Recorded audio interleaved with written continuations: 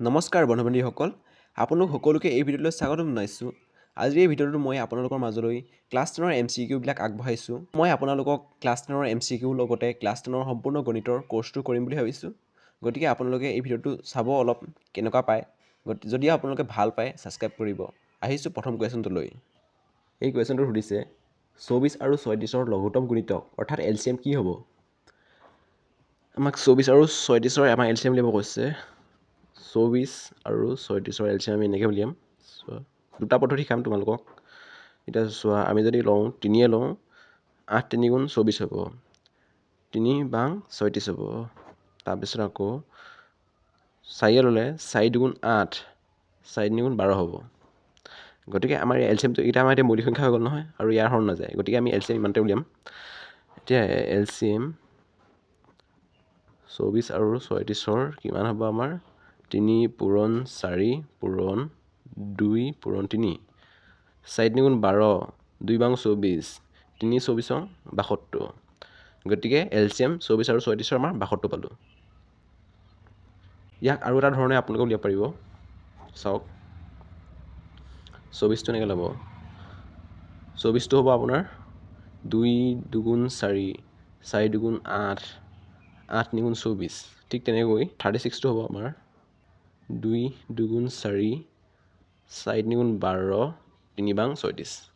এতিয়া LCM উলিয়াব হ'লে আমাৰ ইয়াত চাব, এইটো ইকুৱেল দিছোঁ। 2 কেইটা আছে? 2 3টা আছে না, গতিকে 2 কিউব হৈ গ'ল ইনটু 3। ঠিক তেনেকৈ এইটো 2 দুটা আছে, গতিকে 2 স্কোৱাৰ ইনটু 3 কেইটা আছে? 3 দুটা আছে, 3 স্কোৱাৰ। এতিয়া আমাৰ LCMটো হ'ব LCM 24 আৰু 36ৰ LCM হ'ব কিমান? ঘাত যোনটো ডাঙৰ থাকে সেইটো ল'বা, 2 কিউব। গতিকে 2 কিউব ডাঙৰ ঘাটটো ল'লোঁ। ইয়াতে ঘাট 3 আছে, ইয়াত 3 আছে, ঘাট কোনটো ডাঙৰ আছে? এইটো আছে নে 3 স্কোৱাৰ, গতিকে 3 স্কোৱাৰ ল'লা। এতিয়া 2 কিউব মানে কি? 2 2 গুণ 4, 4 2 গুণ 8, মানে 2টা পূৰণফল হৈ আছিলে। 3 স্কোৱাৰ মানে কি? 3টা পূৰণফল, 3 3 গুণ কিমান হ'ব? 9 হৈ গ'ল। 8 9 কিমান পালোঁ? 72 পালোঁ নাই? গতিকে আপোনালোকে এইটো নিয়মতো উলিয়াব পাৰিব LCM, আৰু এইটো নিয়মতো উলিয়াব পাৰিব। ত' গতিকে কাৰেক্ট অপশ্যনটো হ'ব আমাৰ অপশ্যন এইটো। এই কুৱেশ্যনটো দিছে 2 4 6 8 ... এই APৰ 5তম পদৰ যোগফলটো কি হ'ব? আমাৰ সমান্তৰ প্ৰগতিটো দিছে 2 4 6 আৰু 8, মানে 5তম পদটো বুলি কৈছে। এতিয়া 4টা পদহে আছে। 5তম পদটো আমাৰ কিমান হ'ব? 2 পৰা 4লৈ আহোঁতে আমাৰ 2 বাঢ়িছে, 4 পৰা 6লৈ যাওঁতে 2 বাঢ়িছে, তেনেকৈ 6 পৰা 8লৈ যাওঁতে আমাৰ 2 বাঢ়িছে। গতিকে 8 পৰা ইয়ালৈ যাওঁতে 2 বাঢ়িব, গতিকে 8 লগত 2 যোগ কৰিলে কিমান পাম? 10 পাম নাই? গতিকে 5তম পদটো হ'ল আমাৰ 10। এতিয়া এই গোটেইকেইটা পদৰ আমাক যোগফলটো পাব আছে। এই গোটেইকেইটা পদৰ যোগফল উলিয়াব হ'লে আমি 4 2 6, 6 6 12, 12 8 20, 20 10 কিমান হ'ব আমাৰ? 30 হ'ব। গতিকে কাৰেক্ট অপশ্যনটো হ'ব আমাৰ 30টো। কিন্তু আপোনালোকেতো এনেকৈ এইটো উজু কাৰণে এই সৰু সৰু মানে এই সংখ্যাকেইটা থকা কাৰণেহে আপোনালোকে পাৰিলে উজুকেইটা। যদি বহুত ডাঙৰ সংখ্যা হয় কেনেকৈ পাৰিব? তো সেইটো কৰিবলৈ হ'লে আমাৰ সূত্ৰ আছে। চ' ইয়াত ফাৰ্ষ্ট পদটো হৈছে এ মানটো কিমান আছে? আমাৰ 2 আছে, আৰু এন হৈছে কেইটা পদ আছে টোটেল? 1 2 3 4 5টা নহয় জানো? এনৰ মান আছে আমাৰ 5, আৰু যোনটো শেষৰ পদটো এইটো অন্তিম পদ বুলি কয়, এনৰ মান কিমান আছে? আমাৰ 10 আছে। এতিয়া আমি সূত্ৰ পাতি এইটো 30 হয়নে নহয় আমি উলিয়াই দিম। চ' আমাৰ যোগফল সূত্ৰটো হৈছে SN = n/2 a plus n। এতিয়া আমি মানবিলাক বহাই দিম। এনৰ মানত কি বহিব? এতিয়া 5 বহিব নাই? 5 বহিলে তলত কি বহিব? 2 আছে। জেগাত কি বহিব? 2 বহিলে যোগ আছে যোগ। এনৰ জেগাত কি বহিব? এতিয়া 10 বহিব নাই? 10 বহাই দিলোঁ। এতিয়া চাওক 5 2, এই বেকেটে সদায় পূৰণ বুজায়, গতিকে পূৰণ লিখি দিবা। 10ৰ লগত 2 যোগ কৰিলে কিমান পাম আমি? 12 পাম নাই? 12 পালোঁ। এতিয়া এই 2য়ে 12ক যদি আমি হৰণ যাওঁ, 6 2 গুণ কিমান হ'ব? 12 হ'ব নাই? গতিকে 6 5 গুণ কিমান হ'ব? 30 হ'ব।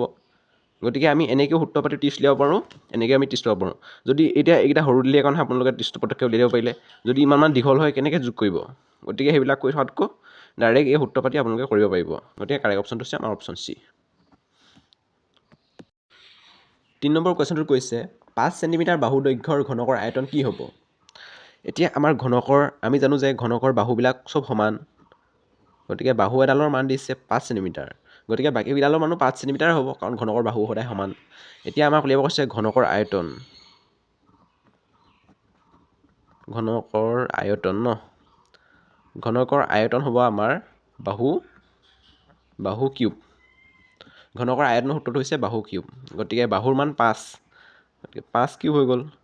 5 কিউব মানে কি 5 তিনিটাৰ পূৰণফল হৈ আছে মানে এনেকৈ আছে বুলি ধৰক 5 পূৰণ 5 পূৰণ 5 5 তিনিটা পূৰণফল গতিকে 5 তিনিটা পূৰণফল মানে হৈছে 5 কিউব 5 × 25 5 25 কিমান হ'ব 125 হ'ব নাই 125 তো গতিকে কাৰেক্ট অপশ্যনটো হ'ব আমাৰ অপশ্যন এটো এই কুৱেশ্যনটো সুধিছে এ 2,3 আৰু বি 4,7 বিন্দুবোৰে সংযুক্ত কৰা ৰেখাখণ্ডৰ মধ্যবিন্দু কি হ'ব অৰ্থাৎ আমাৰ এই এ বিন্দুত থকা আৰু বি বিন্দুত থকা বিন্দুখিনি সংযুক্ত কৰা ৰেখাখণ্ডৰ মধ্যবিন্দু স্থানাংক উলিয়াব কৈছে এতিয়া আমাক প্ৰশ্নটো দিছে এ দিছে 2,3 বি দিছে 4,7 ইয়াত হৈছে এইটো আমাৰ x1 এইটো আমাৰ y1 এইটো x2 এইটো y2 এতিয়া x1ৰ মান কিমান হৈ আছে 2 হৈ আছে x2 মান কিমান হৈ আছে 4 হৈ আছে y1ৰ মান কিমান হৈ আছে 3 হৈ আছে তাৰপৰা y2 মান কিমান হৈ আছে y2 মান হৈ আছে 7 এতিয়া আমাৰ মধ্যবিন্দু স্থানাংক উলিওৱা সূত্ৰটো হৈছে x1 plus x2 divided by 2 into y1 plus y2 divided by 2 এতিয়া চাওক x1 জেগাত আমি x ৰ মান বহাম ঠিক তেনেকৈ মানবিলাক বহাই দিম আৰু x ৰ মান আছে 2 x2 মান কিমান আছে 4 আছে তলত 2 ঠিক চালা কি দিব চাওক তাৰপৰা ইয়াত y1 ৰ মান কিমান আছে 3 আছে y2 মান কিমান আছে আমাৰ 7 নাই জানো তো 7 আছে নহয় এতিয়া চাওক তলত 2 আছে 2 এতিয়া 4 2 6 ডিভাইড বাই 2 কমা 7 3 কিমান হ'ব 10 হ'ব নাই ডিভাইড বাই 2 2 3 গুণ কি হ'ল 6 হৈ গ'ল 2 5 গুণ কিমান হ'ল 10 হৈ গ'ল গতিকে আমাৰ ফাইনেল এনসাৰটো থাকিলে 3,5 গতিকে এই এ আৰু বি সংযুক্ত কৰা ৰেখাখণ্ডৰ মধ্যবিন্দু স্থানাংক হৈছে 3,5 গতিকে কাৰেক্ট অপশ্যনটো হ'ব আমাৰ অপশ্যন এ এই কুৱেশ্যনটো সুধিছে এ পি অৰ্থাৎ সাধাৰণ প্ৰগতিৰ 2,3,8,11 10তম পদটো হ'ব মানে এই সমান্তৰ প্ৰগতিটোৰ 10তম পদটো সুধিছে ইয়াত সমান্তৰ প্ৰগতিটো আমাক দিয়া আছে 2,3,8,11 এনেকৈ দিয়া আছে ইয়াত আমাৰ 10তম পদটো আমাক উলিয়াব আছে অৰ্থাৎ আমাৰ এ এনৰ মানটো উলিয়াব আছে এ এন অৰ্থাৎ a10 এই a10ৰ মানটো আমাক উলিয়াব আছে ইয়াত এ হৈছে 2 মানে প্ৰথম পদ হৈছে আমাৰ 2 এইটো 3 নহয় এইটো 5 দেই এইটো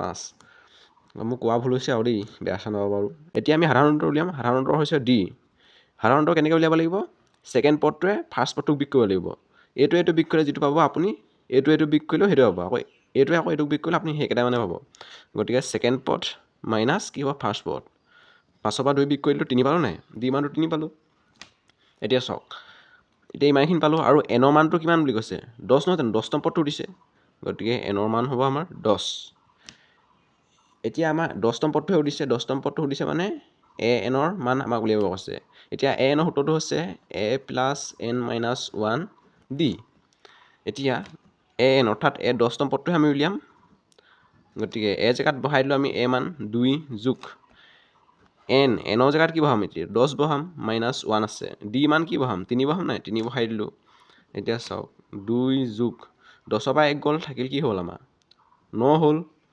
ইনটু কি হৈছে 3 হৈছে 2 যোগ 3 9 কিমান হ'ব 27 হৈ গ'ল গতিকে 27 2য়ে যোগ কৰি কিমান পাম আমি 29 পাম গতিকে কাৰেক্ট অপশ্যনটো হ'ব অপশ্যন এ তো বন্ধুসকল আপোনালোকে এই ভিডিঅ'টো চাই বহুতখিনি উপকৃত হ'ল বুলি মই গম পাইছোঁ যদি আপোনালোকে ভিডিঅ'টো ভাল পাইছে এটা লাইক কৰিব আৰু এনেকুৱা ভিডিঅ' মই আপোনালোকক দি থাকিম কাৰণ মই ক্লাছ 10ৰ সম্পূৰ্ণ গণিতখন ক্লিয়াৰ কৰিম বুলি ভাবিছোঁ এই বছৰত মানে ইউটিউবত ভিডিঅ'বিলাক দি থাকিম আৰু চ' চেনেলটো ছাবস্ক্ৰাইব কৰি ৰাখিব লগ পাম নেক্সট ভিডিঅ'ত তেতিয়ালৈ বাই